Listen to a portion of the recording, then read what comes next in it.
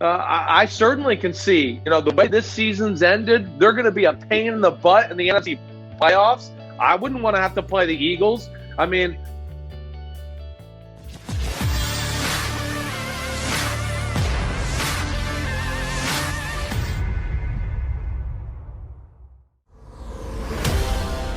But boy, I'll tell you something. We've been looking forward to this. As I said to you, man, last week we had Phil Simms on. Now we get Chris on with us here. And I got to tell you, Chris, man, everybody in Philadelphia, we cover the Eagles now. And everybody in Philadelphia has been waiting for you to come on today here on the show. And I appreciate you doing this. I had you on earlier in the year, and you were like 44 for Jalen. What's changed your mind with him, and why have you changed your mind with Jalen Hurts? well, listen, I had never tried to be a hater. I try to evaluate it for what it is. I do. I'm not going to just be like, oh, I said this once and I'm never going to change. I mean, come on. I don't want to be like that. It's nothing personal against the kid. It's certainly not. I respect Jalen Hurts and the way he handles himself and everything like that. Hey, I have questions of his throwing ability. I still do. There's no doubt about that. And where I'll say I was wrong is I probably underestimated his ability to run, his athleticism there. And where, I really thought they were going to try, and he was going to try to be a drop back passer and be a Phillip Rivers type, in this offense like it was out in San Diego or Las Vegas with the Chargers, trying to kind of put a round peg in a square hole. You know what I mean, Dan?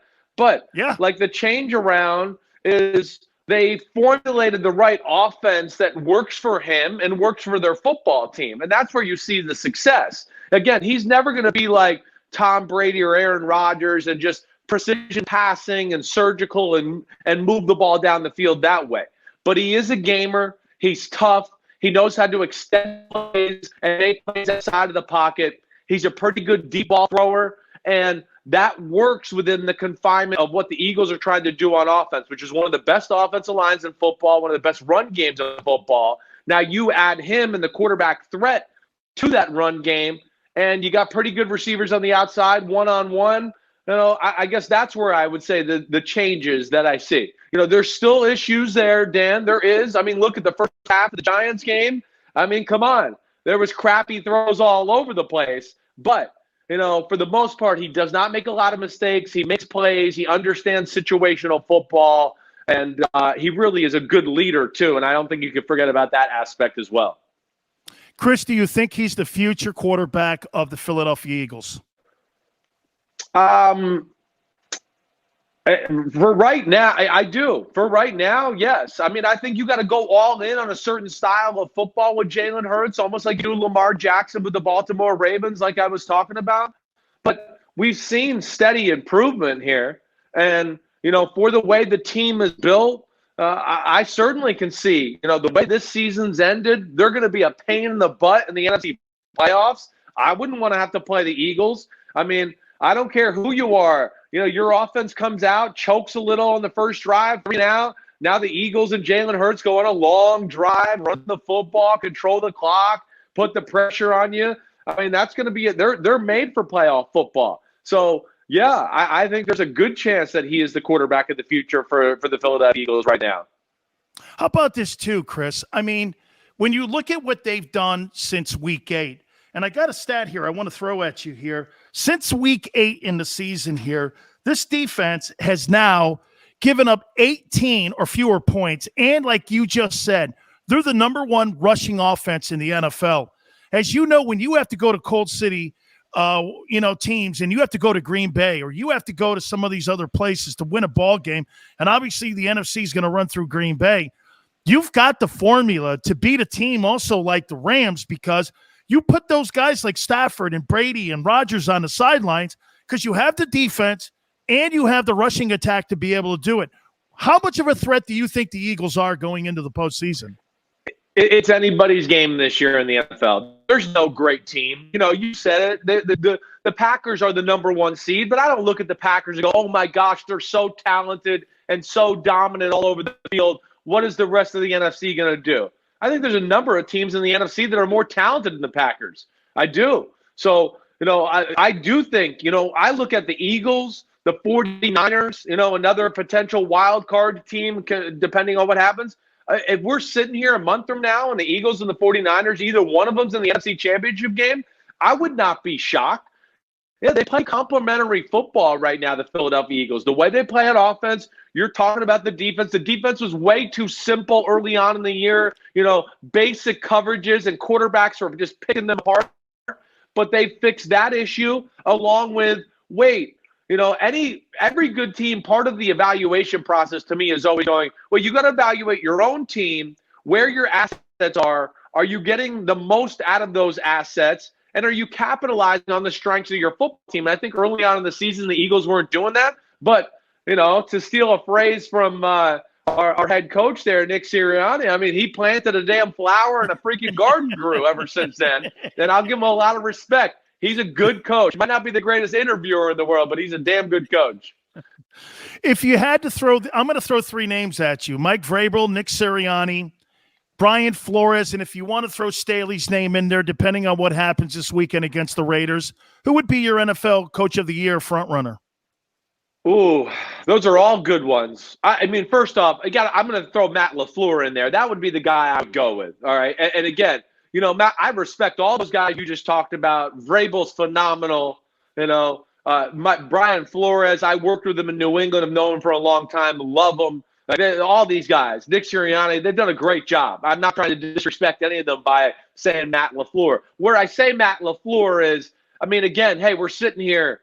It could be 40 wins in 3 seasons in the regular season. He's dealt with every year just drama TV. The first year he gets there, can him and Rodgers coexist? Can he let him audible and do things in the line of scrimmage? The second year, the team dumbly drafts Jordan Love at quarterback. So now he deals with that. Oh, big deal. They're 13-3, number 1 seed. This year, is Rodgers going to retire? What's his relationship like with the organization? Again, steadies the ship. They win football games. So I would give it to LaFleur, but certainly no lack of respect for the guys you named there. They're old school, good football coaches. I brought this up with your dad a couple days ago, and I don't think the average fan, and Chris, you having played the position, I don't think the average fan understands this. This guy, Rodgers, has thrown 440 plus touchdowns, and in 17 years, Chris, he doesn't have 100 picks. I mean, I have never seen any – Brady may be the greatest winner, but this guy's the greatest thrower of the football. I mean, I played against Elway. I played against Montana. I played against all these guys. I've never seen a guy throw the ball. I mean, am I right when I say this about this guy?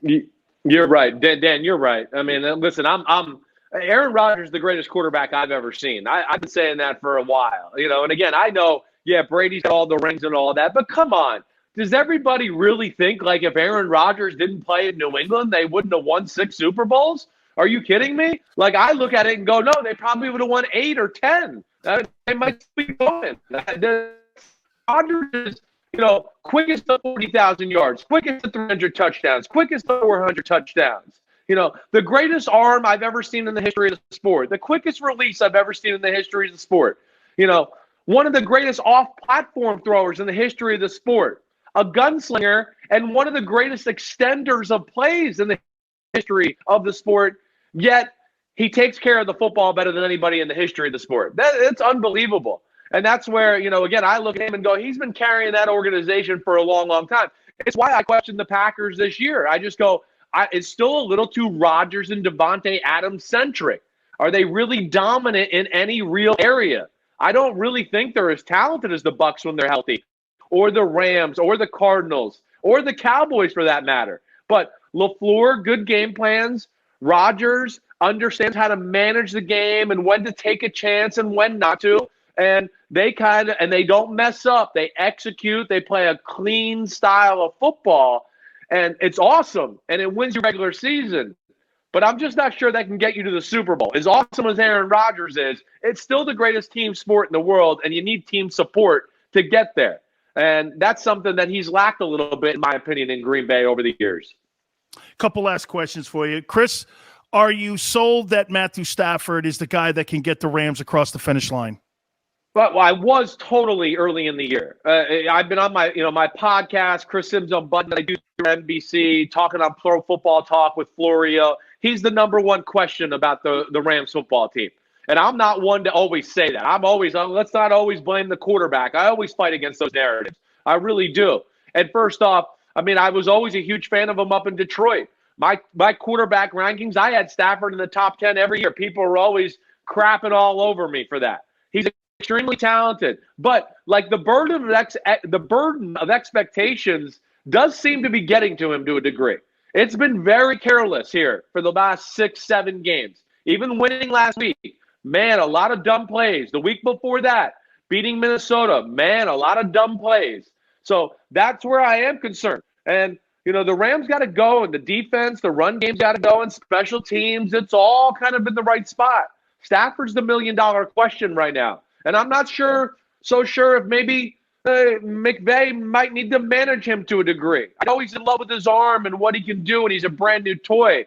But, you know, maybe let's get back to the Jared Goff offense and just play action and open up the field that way, throwing the ball. Because I am a little scared of what I watch the Rams on film every week, Dan. It's a little scary lately of what I've seen from him from the position of quarterback. Just too many turnovers here. Are you buying Dak and the Cowboys? I mean, Dak and the Cowboys have a lot of talent.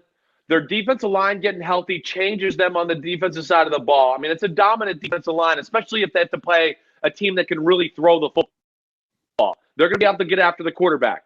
But here's what concerns me. Dak is off right now. There's no doubt about that. I've broken down some of his mechanical issues. He's just not playing as well as he was before the injury, the calf injury, where he was absolutely on fire. Their offensive line's overrated, Dan. It's not a great offensive line. The center's nothing special. The left guard's nothing special. Tyrone Smith is still good, but he's not dominant like he used to be. So they can't run the ball. And I'll put them in the they're too simple on the offensive side of the ball as far as passing the ball, passing scheme. I put them in that one of those teams that I put in that basket to go. I watched them on offense every week. Teams are all over their passing attack. They know where they're going in certain formations, and that's what concerns me going, into the playoffs here. I'm a little worried about their offense. Their defense, I don't have as many questions about. Finally here, Baker Mayfield. Have we seen the last of him, in your opinion, in Cleveland? Ooh, it's a good question. I don't think so. I think they'll give him another year. They did already, what I want to say, extend the fifth-year option to him, right? Yep. So, he's the first pick of the football team. He's shown snippets of being good. Hey, the way he ended last year, the regular season into the playoffs, there's hope that he could be that guy, right? I know it's few and far between, and it's all over the place, and he doesn't always handle himself the right way. But I guess I would say is I want a little more information, Dan. I'd like to evaluate it a little bit more. Now, I don't know if that means you open up competition with Case Keenum or bring in another quarterback this year in the offseason in case he doesn't play well. You got a guy that you can depend on. I don't know. I certainly wouldn't extend him to a long-term contract. He's not in the stratosphere of a Josh Allen or a Justin Herbert or a Joe Burrow or even Lamar Jackson from that standpoint. There's more we all need to see from him. Now, I will stick up for him this. He's tough. He's a good leader. They don't have great receivers. They're another team like the Cowboys, Dan, I'll throw in to go, the offensive passing game is not good enough to stand alone by itself. You see, when they can't run the ball and dominate in the run game, their pass game always fails. And I don't come away going, oh, it's because Baker Mayfield's missing roles and missing open people. A lot of games right with him, no, I don't know what you would expect. But sometimes he compounds those issues as well. Like we saw last night, the first interception. There's a guy open. Why are we trying to fit the ball 20 yards down the field into a tight window down the sideline? So there's those things that kind of, pop up from time to time. I think he'll still be there, though, one more year, Dan. I guess that's what I'm saying. I'll tell you this, man. Eagle fans wanted your ass today, man. They were getting on me. They were saying, make sure you tell Sims, number 44. I'm like, hey, listen, we're not fortune tellers here, okay? We just see what's in front of us. Yes. Listen, it's end of the year last year. I had 4 games to go off of, okay? There was issues throwing the football. Halfway through this year, a lot of the Eagles fans in Philadelphia are going, I think you're right, Chris. I think you're right. He was 44. Now we put 3 or 4 games together, and all of a sudden it's back to crap on Chris. How dare you have him wrong? So I understand that. That's part of the job. I get that. but I'm never stubborn enough or egotistical enough to change my evaluation or call it for what it is. And it's certainly nothing personal to the player and Jalen Hurts, who I have a lot of respect for. Absolutely. Chris, thank you so much for finding time for me, man. I know your schedule's packed. Always, you guys do such a great job on the Sunday night broadcast, too. Please, and throw that podcast out for people, too, so that they can go watch it. Got you. Chris Sims Unbuttoned. I do 3 a week, Monday, Wednesday, Thursday. I break it all down. It's a lot of football. If people want to get in the weeds about football, then I'm your podcast. You got it. Chris, thank you, my friend. Thanks, Dad. Be good, buddy. Have a good week.